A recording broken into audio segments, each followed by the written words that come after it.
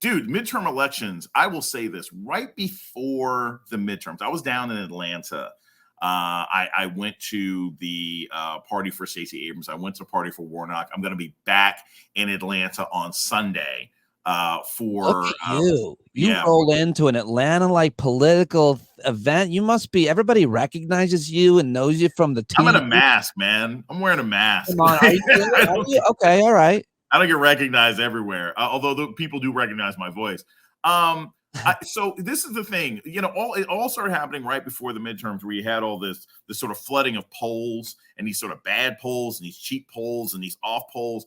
And and there was a weird sort of conspiracy to it. I didn't want to believe it for a while, but I saw enough research on it. We suddenly saw all these polls are like, oh yeah, Republicans doing much better. And it's like, but none of the dynamics on the ground have changed. Like, why is it suddenly looking like these Republicans are doing better? And then it didn't happen, right? Like, the Republicans basically got their asses handed to them on so many different levels. They lost 3 different governorships.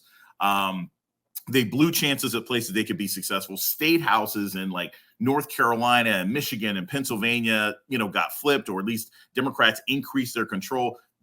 This was a shellacking of historic proportions. And going into the week, I had said on Nicole Wallace on Deadline, I was like, I don't know anymore. I don't know how this is going to play out.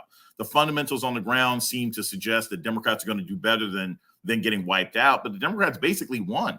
And then you see Nancy Pelosi do something that you rarely see politicians do, which is step down basically after a victory in order to allow the new generation to take over. It's like, I'm going to give you the lightsaber before it's taken from my hand. So, America decided that it wanted to save democracy for another 18 months. So that was positive.